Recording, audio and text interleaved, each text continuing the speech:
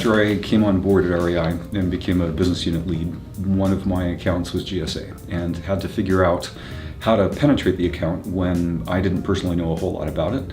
And there was a lot of existing contractors who were there. So the biggest thing that was moving at GSA at that point was something called the Common Services Platform. It was a procurement that was requiring cutting edge technology, DevSecOps, being able to set up a CI/CD pipeline. It was all the things that we were just starting to hear about in the market and were starting to become interesting. And I thought, wow, this is really cool. It's something that's completely new. It's a chance where REI could get into the business. And so I started looking around at how we could get there, how we could get access to the vehicle. We couldn't prime it, and it was coming out under Alliant Large, and we don't have Alliant, although we have Alliant 2, so that's good. And we looked at the different teaming partners that were out there, and eventually we picked CSC. And CSC offered us a good deal. They were interested in including us on the solutioning. We engaged Amit Yadav as our solution architect, worked through the NDA and the TAs, and felt like they had a good shot, that they understood GSA Federal Acquisition Service, that they understood how to stand up these cloud-based platforms that were relatively new at the time. And it's funny because I was thinking, have we joined the right team? Is this the way to crack into a new part of GSA outside of what we've been doing for OCSIT? And we did a red team, we did a gold team, we put everything we could into the partnership with CSC. And then because we were working with Paul and Ines to experiment on different things, we even did a black hat on who we thought would win, what the competition was, what we needed to do to ghost that.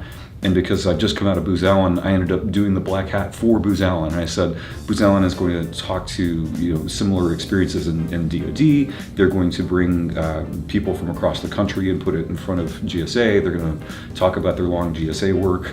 They're going to talk about their innovation group, the SIG. And so sure enough, we put in the bid, and Booz Allen won. And we lost. So we'd invested, I don't know, 40 or 50K in going after this. We'd invested in my personal time as well as other solution architects. And we'd missed a shot at getting into GSA on one of their coolest, newest platforms and things to help modernize the integrated award environment and integrated acquisition environment. So yeah, a little agonizing. Probably the wrong choice. Didn't try hard to partner with Booz at the time. I filled out the black hat just thinking, yeah, they're not really a technology company. They don't deserve to win, and they won. So I was left there looking at this going, wow, we missed a major chance to get into GSA in a new spot doing a new technology. And so had to live with that, and kind of went back and thought, I guess I should have knocked harder on Booz Allen's door about this. Maybe I should have been, less thoughtful of my own past with Booz Allen as I considered who we might partner with. Maybe there was something else we could have done with CSC. What else was I going to do to find out how to crack into GSA in a new and different way and get us something unique?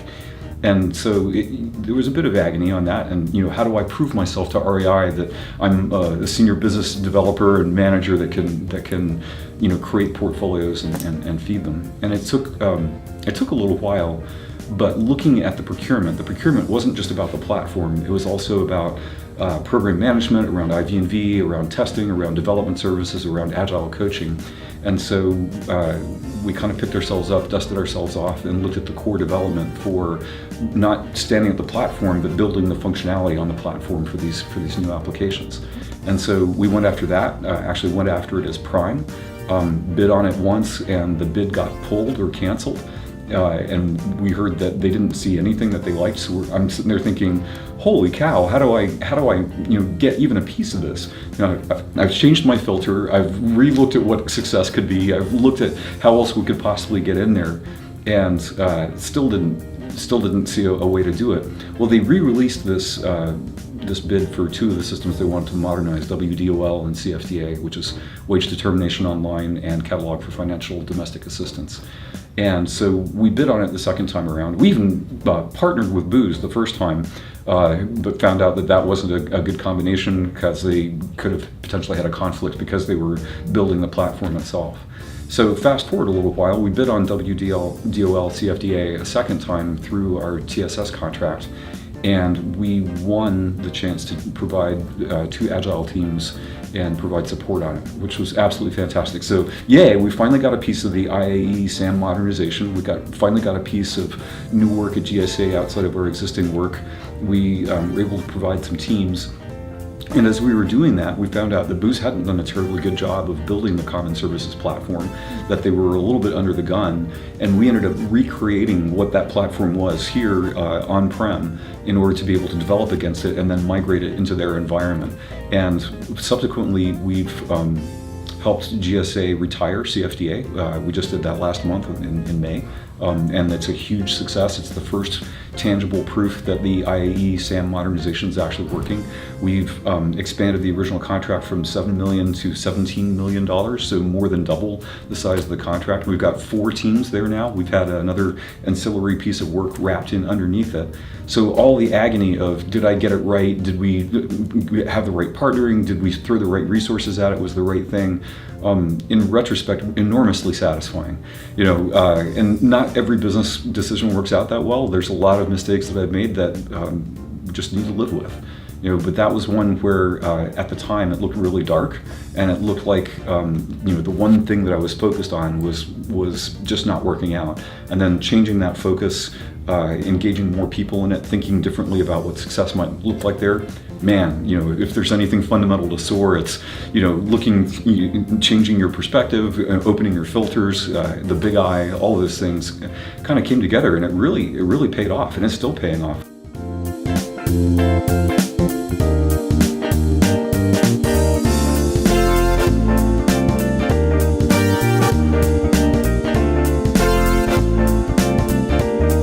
Well, I think, as most people know, there's all kinds of clients out there. They run the gamut from really easy going and easy to work with to somewhat demanding but still good to outright mean or in some cases abusive. And they run the whole spectrum. And over the course of my fairly lengthy career, I've run into all of them. We love working with clients that we like and that treat us well, and you want to do good work for them. You also want to do good work for the people, that even though they're demanding, but they're very mission focused, that's great too.